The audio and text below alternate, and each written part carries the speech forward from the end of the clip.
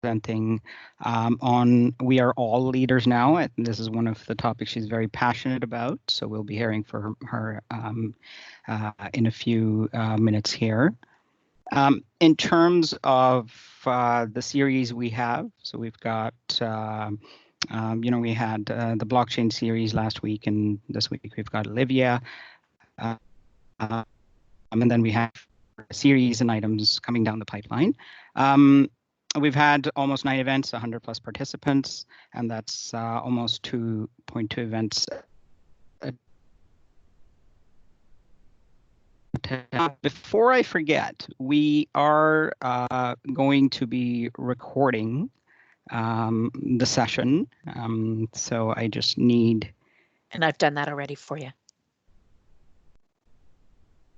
To switch in. Oh, you've done that. Okay, see, there you go. Big shoes to fill. All right, so I'm going to introduce Olivia before I hand the mic over to her. I think I've known Olivia for quite a number of years, and the first time I actually met her acquaintance was when I attended her class at the SAS Institute up on King Street, and she was actually teaching the course and using the book that she had actually written herself, which is the Data Mining Cookbook. It was an amazing class, and I think we even ended up going out for a quick dinner and having a chat, but that's, I must say, almost maybe 15 years ago. And, you know, since then, she's done a lot of wonderful things. She has another second book she had written about business intelligence success factors. She had a third book, Business Analysis Using SAS Enterprise Miner Enterprise Guide. And now her fourth book, which is Love at Work, The Essential Guide of a Life of Inspired Purpose. So she's a very well-renowned author. I think she's also won a Nautilus Silver Award for her last book, Love at Work. She's worked for a number of companies. She's an expert data scientist, and one of her passions is her unique approach to business success, for not just only for data sciences, but just the holistic leadership part, and being able to blend quantitative and qualitative methods and practices. So without further ado, I'm going to switch or hand over the online platform to Olivia. Olivia, take it away.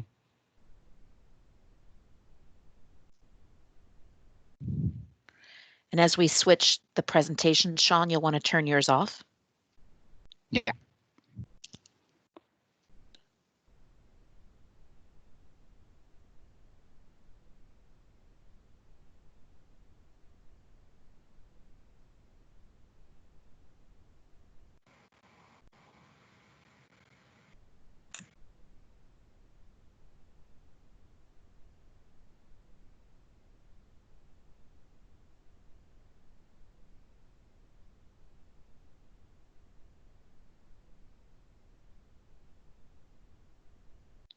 No, I'm sorry, I was on mute. So can you see my slides? Your slides are all set. Awesome. Great. Thank you. Okay. So again, thanks for having me. It's so fun to be here. And as Sean mentioned, I've been sort of moving my passion, or finding my passion, is really around leadership.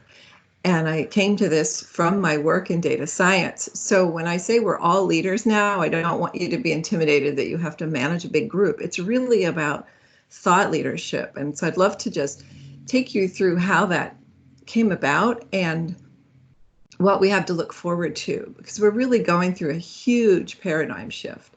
And one of the ways to really put it in perspective is to give you a little history.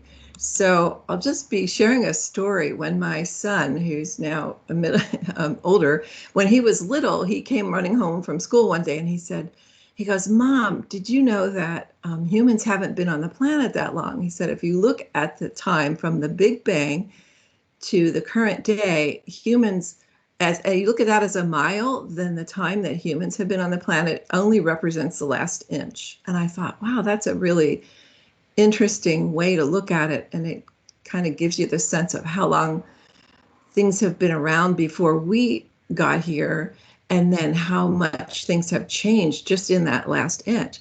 So I took that and I kind of translated it, and I said, okay, what if we made that mile starting when man got here, and in the last inch we've had all this amazing technology. So Olivia, we got, yes, I believe sorry. the slides have somehow gone off. Oh, okay. Have you seen them at all? Not at all. So if you could reshare them, because I'm pretty sure you're showing a timeline change here. Yeah, so let me do that. Okay, hold on. Yeah, I am. So let me, now, can you see? Are they visible now? Excellent. Now, thank you. Sorry to interrupt. Oh, no, I'm glad you did, because there are things moving here I wanted to show. Okay. Okay, so if we look at this timeline, now can you see that? Change is the new constant. Yes. Is that visible? Awesome. Okay, and I don't know, there might be a delay, so I'll try to just take my time, and please just speak up. If anybody has questions or if you're not seeing what I'm talking about, let me know. So if you look at the Big Bang and a mile, and then the last inch is humans, and if you take that same mile and you start with the beginning of when humans were on the planet and you go a mile, you could kind of theorize that the last inch, when you think about how long how recent technology is, it's kind of a good way to think about what we're going through, this paradigm shift that we're in.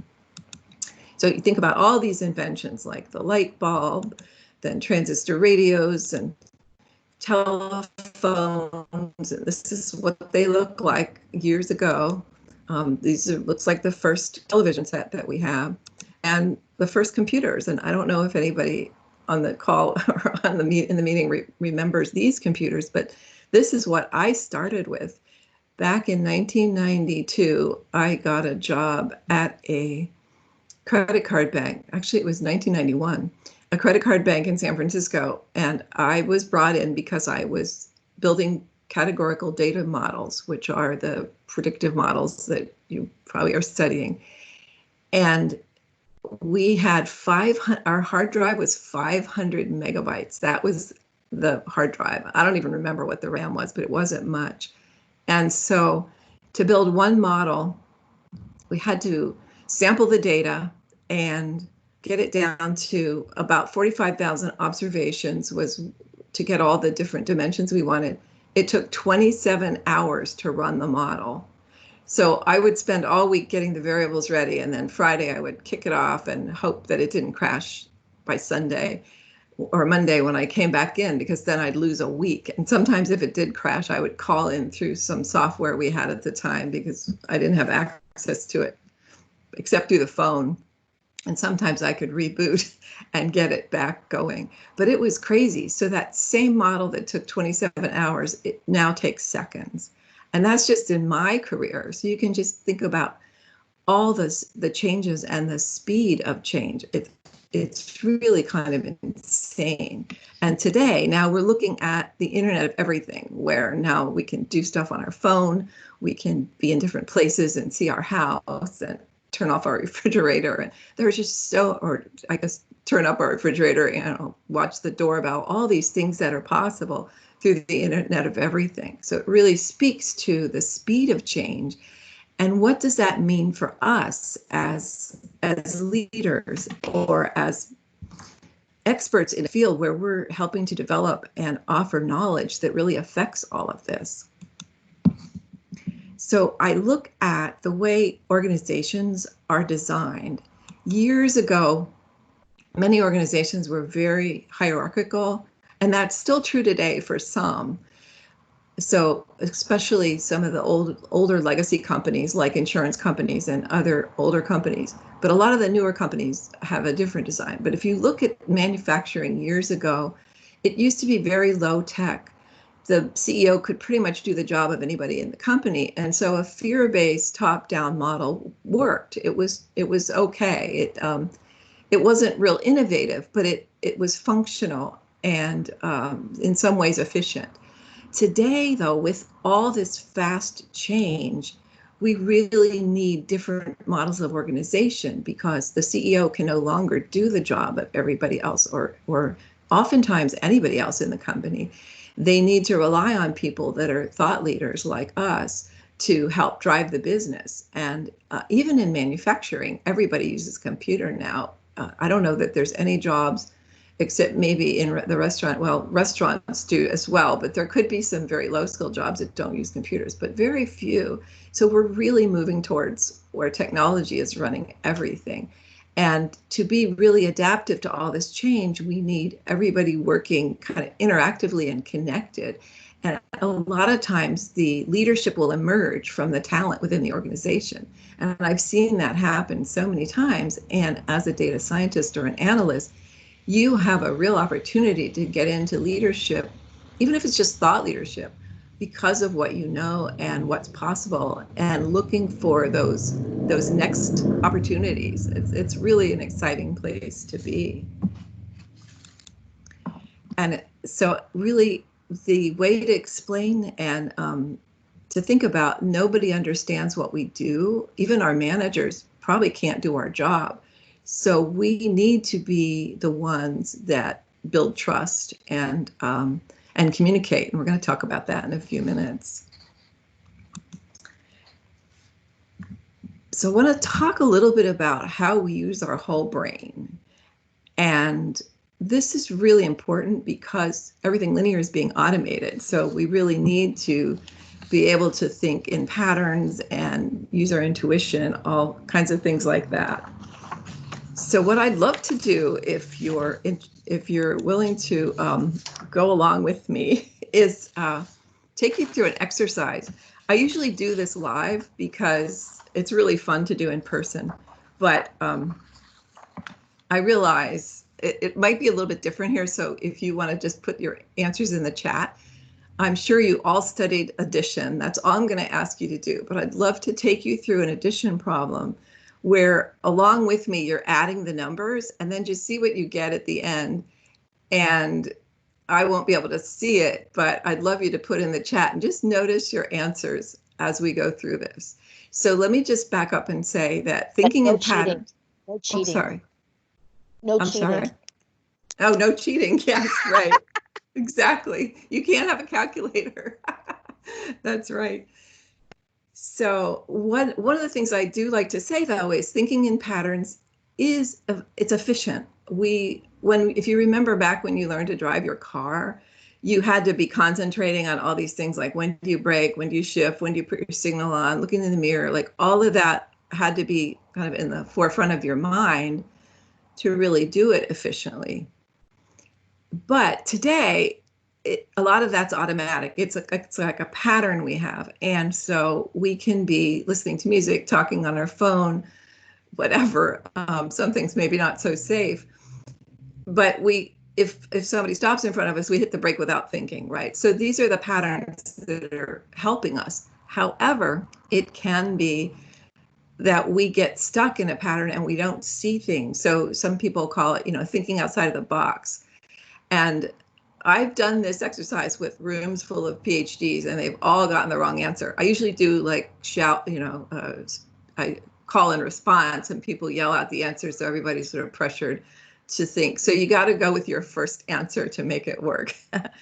So what I'll do is I'm just going to take you through an addition problem. So if you take 30 and you add 1,000, think about what do you get, right? And you can put it in the chat or just think about it. Okay, so you got your answer. Now to that, so the answer is 1,030, and then you add to that 1,000, and what do you get? 2,030, right? You add to that 20, and what do you get? 2,050. You add 1,000, what do you get? 3,050. You add 40 to that, and you get 3,090. You add 1,000 to that, and you get 4,090. And when you add 10 to that, what do you get? And I want to ask you to put it in the chat if you're brave enough, but don't do it, don't cheat. Just put it in there and see what you get. And then after you do that, I'm going to give you the answer. And I'd love to hear how many of you have got the right answer, if anybody wants to give feedback. But usually the entire room will shout out 5,000. And that's no matter how educated, how smart, it's just that we get stuck in patterns. And so I invite you then to notice when you do that and where you might be missing something because you're really used to doing things a certain way. And there's great exercises you can do to help you get out of patterns, like just brush your teeth with the non-dominant hand or drive a different way to work. I mean, I guess nobody's driving to work right now, but when that happens again, just start doing things differently to kind of get your neurons firing in a different way. It's really can help you to be more creative. So I want to talk a bit about the power of the head, the heart, and the gut connection. We actually have neural cells in our heart and in our gut. And this becomes very important with the work we do. So many successful executives say that they are able to trust their gut. And that allows us to access our intuition. It allows us to be very creative and fuel innovation and really use all of our intelligence. And it goes with getting out of patterns, right? We can really exercise all the body intelligence. And we know more and more about that now. I remember hearing a woman who did all this research about the successful leaders. And so afterwards I went up to her and I asked her, did any of them talk about intuition? And she said, nobody used that word, but they all said that they could trust their gut. And so I'm encouraging you to just really practice that, tuning in. And one of the ways you can do that is to just really get quiet and go into your heart space and then just really kind of connect the energy along your entire spine and feel the connection. Another thing to think about is when we get stuck in our left brain, we aren't as creative. So have you ever had this experience, and I can't hear your answer, but just think about where you're struggling with, you're trying to solve a problem and you just can't get the answer. And then you go jogging or you're in the shower or you take a nap and then suddenly the answer comes to you. And that's because when something's stuck in the left brain, it can't get the solution. But if it can get into the right brain and all the neural cells in the body, it's much more able to look for patterns. It's not something we can consciously track, but those answers are accessible. And that's where that's coming from. So when Thomas Edison was trying to come up with the light bulb, he had the idea, but he didn't quite know how to do it. He would purposely sit with a spoonful of marbles or I've heard a plate full of ball bearings, or the story varies, but he would do this thing where he would hold something, he would hold a spoon or a plate with marbles or something and sit in a chair and take a nap because he wanted to get into that space. And as soon as he was in a deep enough sleep, he would drop whatever he's holding and it would wake him up. And then he would have a new idea for how to create the light bulb.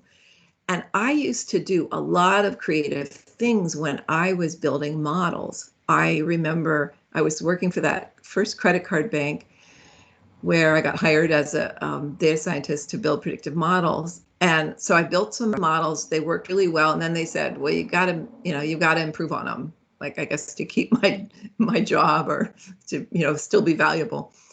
And so I got to where I was using weights. We were trying to optimize 3-month balances on credit cards, and a binary model where you're modeling zeros and ones doesn't really help you, if somebody has a really high balance versus a low balance.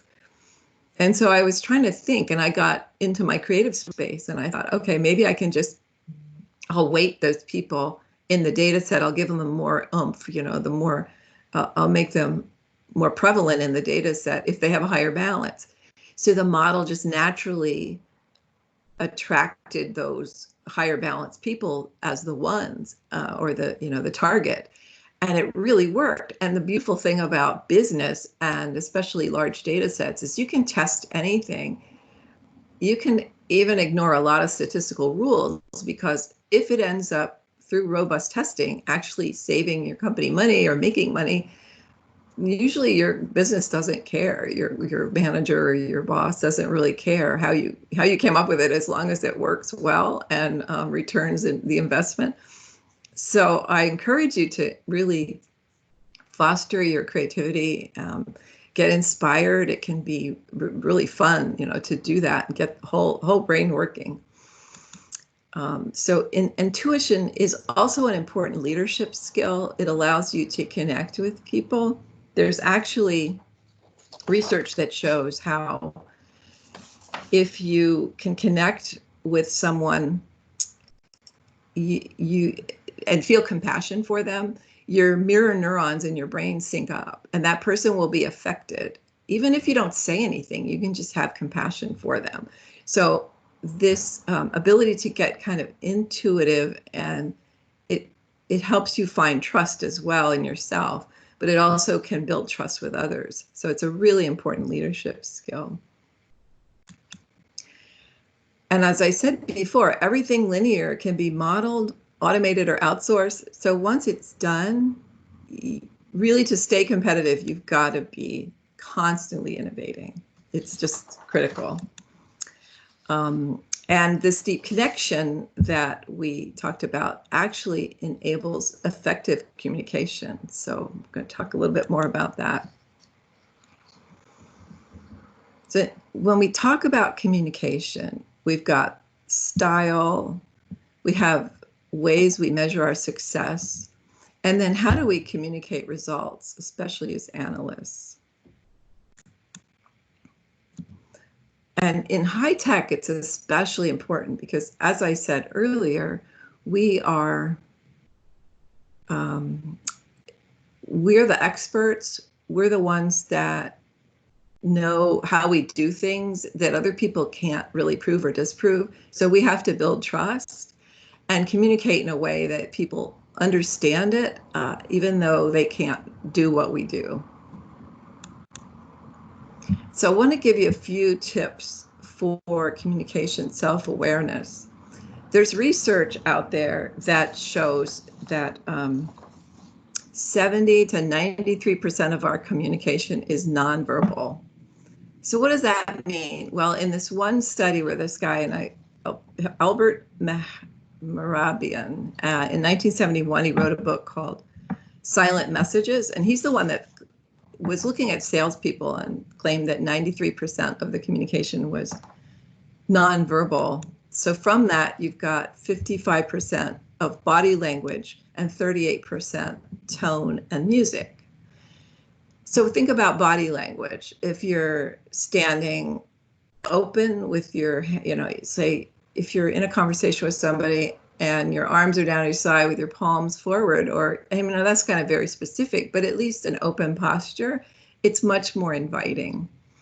However, if your arms are crossed or you're rolling your eyes or anything like that, that's where it can be very off-putting and it doesn't create connection or trust. So it's really important to be aware of how you might be communicating, what your body is doing, what your posture, how your posture looks, how your facial expression. Just smiling can be a much more powerful way to connect. And then your tone, your inflection, they call it the music of your voice.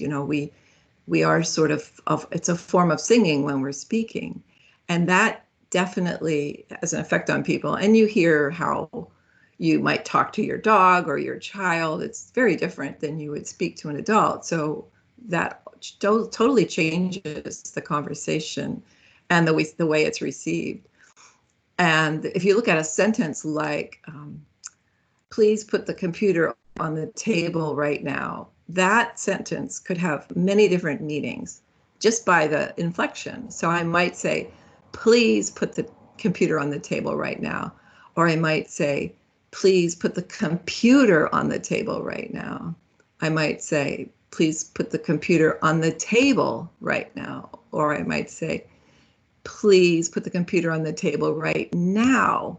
Those could all be interpreted differently.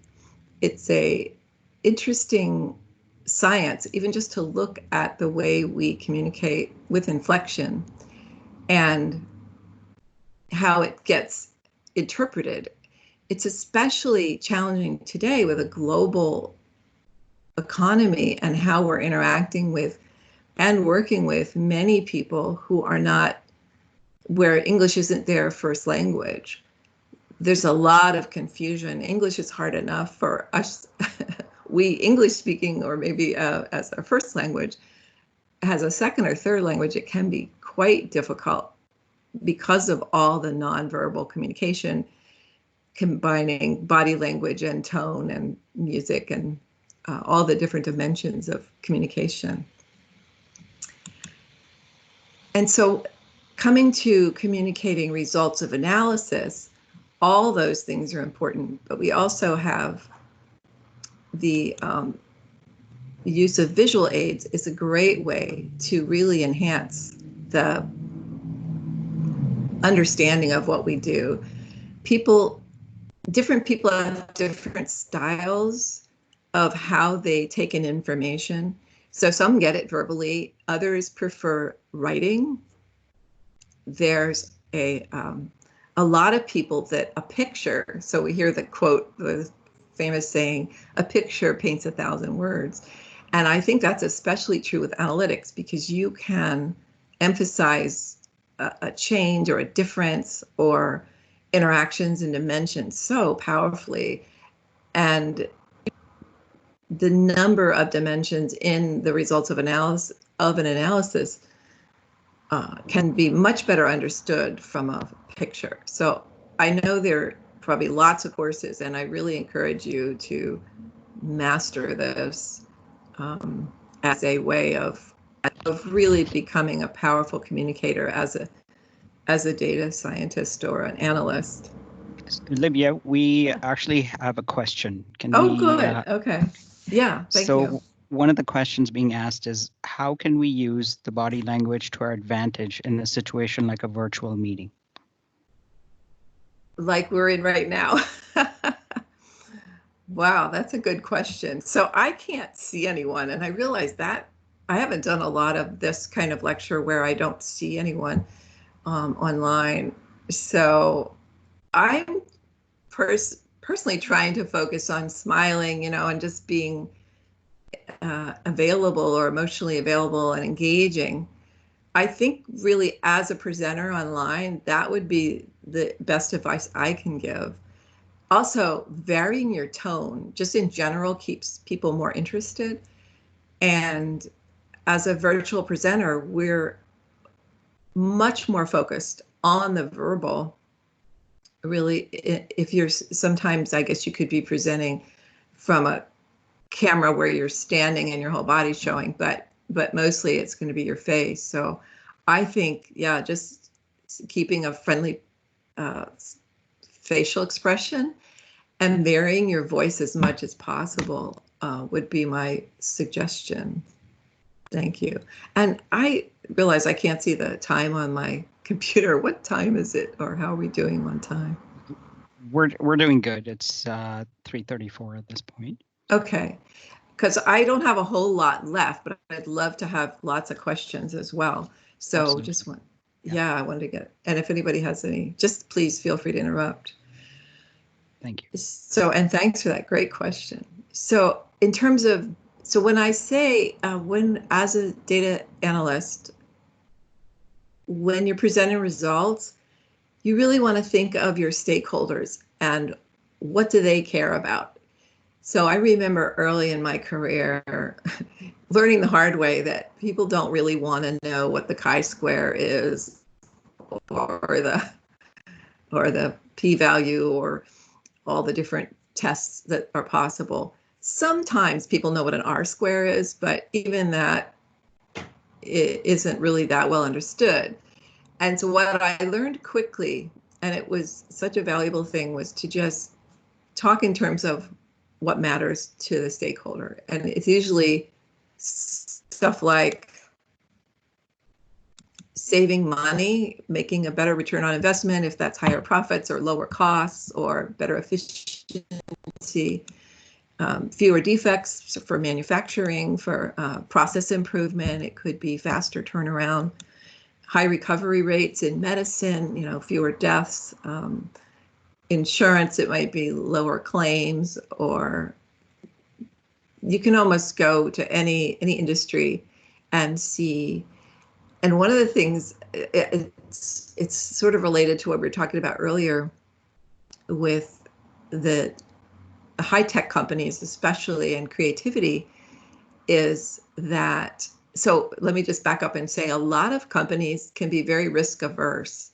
And that may be a good thing for certain types of companies, but for tech companies where the costs are mostly just time, they actually encourage a 99% failure rate of their product ideas, because that 1% that they get can be a multi-million-dollar product. So it's just kind of an interesting thing when you think about percentages and ROI and thinking about what we might be measuring. And certainly I've been in companies where errors were not welcomed, and then the ones where they were encouraged just because we could get that much more creative, it was so much better. Just in general, the company did better, the culture felt better, people trusted each other, which is really my big passion, is to create cultures of trust where creativity can flourish and people can connect and collaborate. Because the other thing is, we probably can't even do what our coworkers do, and so if we can work together, it's just so much better.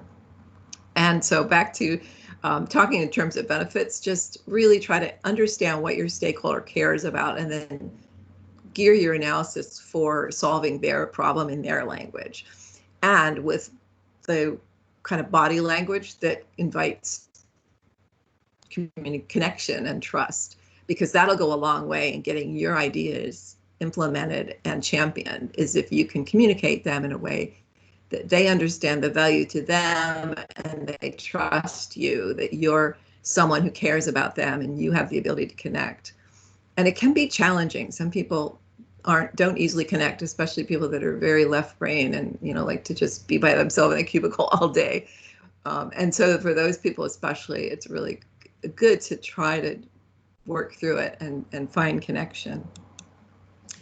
And I mentioned earlier about avoiding statistical jargon, so I just have that point here.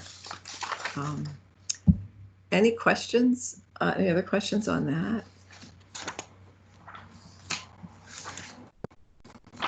Okay. Haven't seen any come through the chat as yet. Okay, so I'm clicking. Oh, there we go.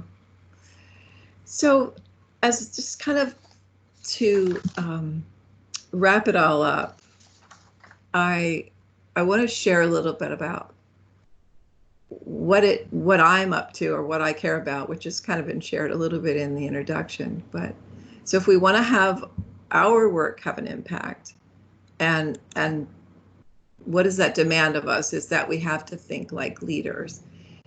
So when I first started, as I mentioned, I landed in this credit card bank, and before that I had been an Earth mom, and I had a couple small businesses, but I really wanted to get back into the corporate world. So I ended up getting a master's degree in statistics, and I had been a spiritual seeker for many years as well prior to that. And then I landed in this very fear-based culture. And as I said, the companies where I worked, so I worked for a few different companies for the next 7 or 8 years, and then I started my own business. But over that time, I saw the contrast between the companies where they use a lot of fear to rule, as opposed to those that just empowered us. It just became so obvious to me that the companies that empowered people and treated them with respect and caring, and really treated us as thought leaders, they did do much better in the end over time. So I also saw that I feel like our consciousness is rising, that we're getting to a higher level of consciousness. And there's lots of models out there that speak to this, like integral theory and spiral dynamics. If anybody's interested in any of that, please email me, and I'm happy to share any of that with you. I also have a bunch of free ebooks on my website. It's freeebooksbyolivia.com if you're curious. So I so my big why is that I want to bring better culture into business, because large companies are kind of in charge of the planet in many ways. They're bigger than most nation states. And if we can get their leaders to create cultures of, I'm saying, caring and compassion, which is love, then everybody's job will be better, and we might be able to have a positive impact on the planet. And that's what I'm really excited about. And I'm inviting people to kind of use that, because it also helps the business. So for many years, I lived two separate lives. I did as John mentioned, I wrote the Data Mining Cookbook. And then when I wrote Business Intelligence Success Factors, it was this whole other side of me, like, what are the human skills that are needed in business? When I saw that technology was actually creating the speed of change that makes it more important that we improve culture, because companies that use the old fear-based models just can't adapt quickly enough to survive. And so it kind of brought my two worlds together, and I got to see how by creating cultures where people care about each other, it's actually good for business. And in my book, Love at Work, the whole first chapter is data that proves that companies that treat people better actually do make more money. Maybe not in the first year, but certainly starting at a year and a half and on, it's exponentially higher profits, because attrition rates are lower. And with this level of technological knowledge that we need, it's very costly when people leave a job. So retention's much higher, and there are companies around the globe that are taking on this culture of caring and compassion and love, and actually thriving and beating out their competition. So it's very exciting for me. So I'd love to just open it up to questions, anything you want to know about, or would like me to share more about. There are a few questions, Olivia. So one of the questions is, if you're new in the field, how would one go about knowing what kind of language to use? There are some great books on language. So I'm trying to think. There's one called Love Language, and it's not really romantic. It's more about just ways to connect. I think it's called The 5 Languages of Love or something. And again, so if I can't answer it, I'm happy to find out and get back to you, because I can't think of, that's the only thing I can think of right now. But the other thing I could recommend is listen to other people that seem to connect well with people. And also, I've got one of my free ebooks is called The 5 Levels of Self-Awareness, and it's kind of a way of learning to pay attention to our own behavior and how we affect people. So that's free on my website if anybody wants to grab that. And then, I can get back to you maybe with some more suggestions. Great question. Thank you. There's another question. It's a question regarding conveying the data. So you mentioned simplified graphics. Do you have any suggestions as to resources to use and for learning how and where to access this type of a presentation data format? There's whole books on data visualization, and it depends on your language. Can I ask, like, what are most people using? R and Python and things like that? Is that the common? I think it's a mix of stuff. Okay. There's Python, and SAS Enterprise Miner is being used as well, SAS Enterprise Guide. I think great. some of the other faculty members can pitch in as well, but I think those are some of the main ones. Okay. Yeah. So SAS Enterprise Guide and SAS Enterprise Miner have a lot of great visualization tools. I would also say Predictive Analytics World is a good resource for finding resources around data visualization. There's a whole group of books by Tufte, Tufte, that are different ways. They're more historical, so I don't know that it's a great resource. It's probably good to go to the library and look, because you get lots of great ideas. But the books, yeah. Yes. There's. Yeah, thank you. Go ahead. There's another Sure. book. There's another question on books. So, what book have you read recently that you learned something new or pleasantly surprised you? Oh boy. I would say I read Brené Brown's book, Daring Greatly. She has another one on leadership. I forget. They're both really good. So Brené Brown's work has been powerful for me to understand how we can be looking at ourselves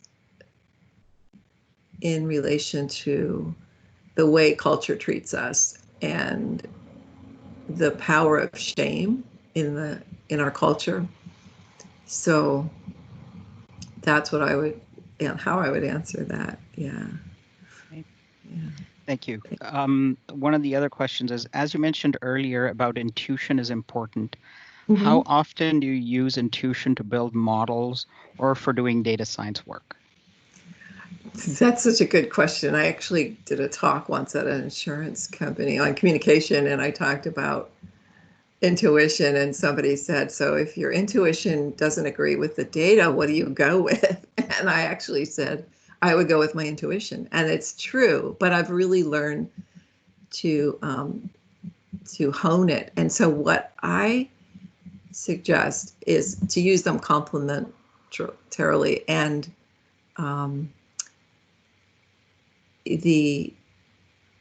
I feel like data can lead you so far, but it can't tell you everything. There's always stuff the data doesn't cover, and that's where I think your intuition can be powerful. I highly recommend a book, because I'm a very linear left brain person. It took me, I had to really work at trusting my intuition. It was very hard because I wanted everything to be really cut and dry and provable, right? And it doesn't feel that way with your intuition until you get used to it. There's a book called Power versus Force by David Hawkins, and he uses kinesiology to tap into your intuition before you're able to just know it for yourself. And kinesiology is also known as muscle testing. And he shows you how to do it in the book. And you can do it with, if you've ever been to a chiropractor, sometimes they'll use it where they'll touch your back in a place and then they'll push your arm down. And if your arm is strong, then you're okay. And if it's weak, then that means you're out of balance. So it's reading your energy body. And what I love now is the quantum sciences are proving that everything's energy. So it makes more sense to me now than it did when I first started. So kinesiology, I can try to show you on the camera. I use my hands like this. So I say, this is a yes. And then if it breaks, it's a no. And then so anytime I want to use it, I will say, show me a yes, show me a no. I test it. And then I'll say, all right, is this good for me to eat? And I'll get a yes or a no. Usually it's a no if it's something I shouldn't eat, but every once in a while it's okay.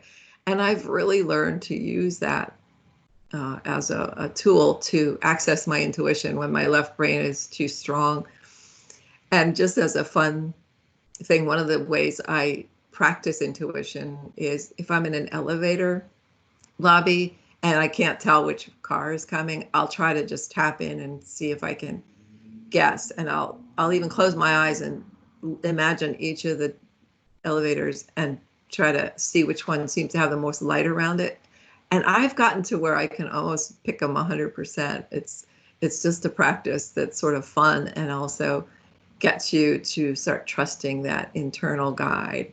And now, with my spiritual practice, I actually feel like I'm tapping into higher wisdom, which is something, maybe we all have access to the same higher wisdom, I'm not sure, but it can be so much fun when you actually get that. And now I have lots of creative ideas coming through that feeds my writing and speaking, all that. Thanks. Thank you. So we have a question regarding folks who are seeking to join the workforce. International students and graduates are constantly confronted with, the Canadian experience requirement. So, which I'm sure translates into the U.S. experience as well. So, what advice would you be giving to folks who are going to be looking for jobs soon? So you just as a way of increasing the chances of being hired, you mean? Yes. Yeah. I think being able to connect with your potential manager or the hiring agent is going to give you a huge advantage. So I came up with this method called the Dove. I call it the Dove method because it brings peace and also connection. So, the dove is a sign of peace in a lot of cultures. And it stands for, D is for drop. So you drop your awareness into your heart space, and then you kind of open your heart energy, and you visualize a connection to that other person's heart space. And then you send them energy. So that's the DOVE, right? I have had people test this and it really works. And what you're doing is you're creating a heart connection. So if you're in an interview and you want this job badly, do that. Just take a few seconds. Even before you meet them, you can do this. You can connect to this person, and it will create a connection. They won't even know why they like you, but they will. I've seen it happen over and over. So I really trust it. So I would suggest that. And also, people love to be seen and heard. Doesn't matter who you are. So I suggest asking that person that you're talking to, or if it's a group of people, ask about them, ask about the company, know a little bit about it before you go in for your interview, and then just ask questions and seem very interested or be very interested in what they're doing, so that they see you as someone who can just think beyond the numbers, but somebody who can apply what you know to their problems. Maybe even ask them, how do you see this position solving problems for you? And just be creative with your ideas. That's what I would suggest. Sure. There's another question. How can we motivate our manager or boss to use intuition?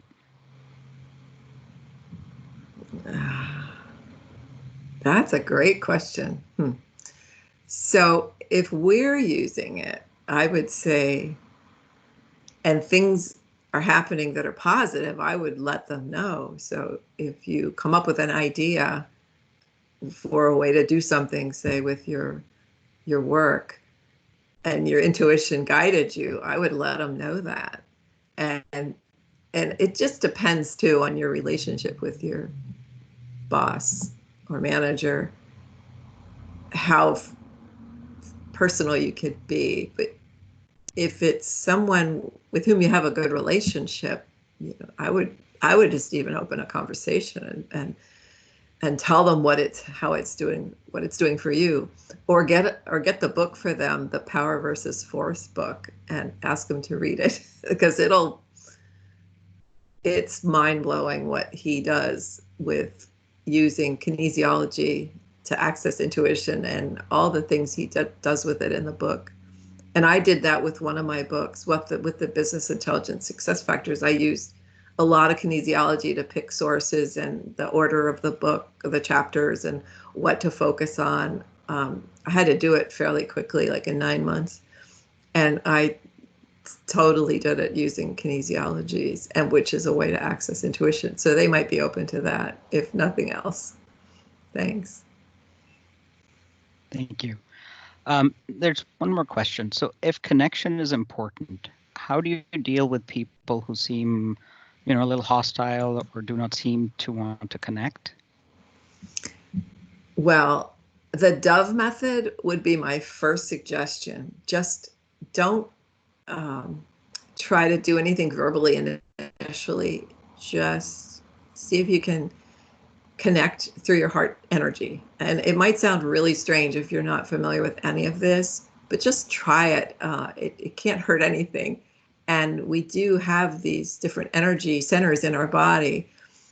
And again, like I started testing this where I really didn't think it worked, but I would suggest it to friends and they would tell me how things just turned out so differently because of doing this first. I actually used it when I was going before a small claims court. I did it with the judge, and I couldn't believe how much it worked. And that also in an IRS audit, I did it with the auditor. And by the end, they were giving me money back. It was crazy. And my friend used it to work with her husband in a divorce settlement thing where she was trying to get a little bit of money, and she ended up getting much more than she expected. So that would be one suggestion. The other suggestion for somebody who's difficult is to find out what they care about and ask them about it. So sometimes I'll look at somebody's desk and I'll see if they have a photo of their family or some trip they went on, and just try to engage them and ask them about things that they obviously care about. And sometimes people will just open up that they're just shy or have some fear of connection for some reason that has nothing to do with us. And they just appreciate somebody caring enough to ask a question and really listen. And then that's the last thing, is just really listen. Try to listen and not be thinking about what you're going to say in response, but just give people that gift of listening. And I think difficult people can really open up from that. Great question. Thank you. In terms of providing some suggestions for tapping into our creativity, what would you suggest? I encourage people to have things around them when they're working that are artistic, and music can help as well. So when I worked, everywhere I worked, I would bring plants and art, and I'd have music, headphones usually if there were people close by, or if it was an office, I could close my door. But that will get your brain to be stimulated in different ways. There's a great story about somebody who was trying to come up with a chemical compound for curing a disease, and they were struggling and just not getting anywhere. And then they went to art gallery, and they were just looking at different modern art, and suddenly the formula he saw in a painting, and it gave him the molecular structure he needed. So it kind of goes back to the Edison story about turn off the left brain and just do things that are creative, and it will help fire those neurons of the part of the creative brain. And then it gets easier. Once you do it more and more, you'll find that it gets easier, but it definitely can be enhanced with creative arts and music. Yeah, thanks. Thank you.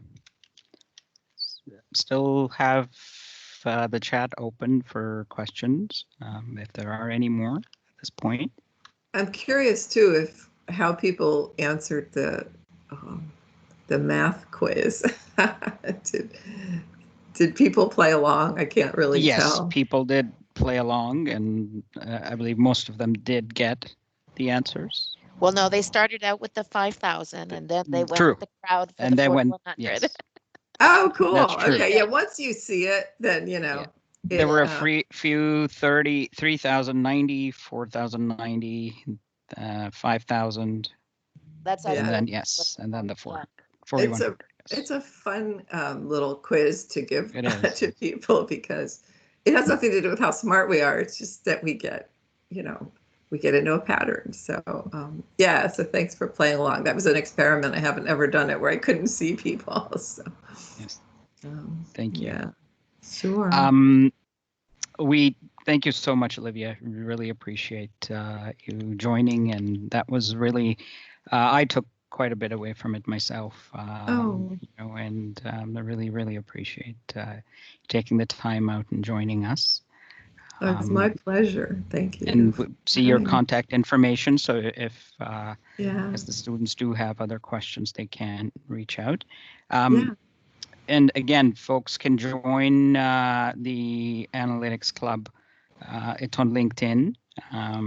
If you guys search for George Brown Analytics Club, you should be able to see the link. And I think Karen has posted it on the chat window as well, the link. So it is there. And remind folks again about the upcoming series. We still have a few more talks. The recorded session will be posted on the George Brown Analytics LinkedIn site as well, for everyone to be able to listen to it again. So thank you. Thank you very much. And I wish Thank you. everyone safe week and weekend. Take care, everyone. Thank you. Thank you. My pleasure. Bye. Thanks, Olivia. Bye. That was great. Thank you. Oh, my pleasure. Thanks.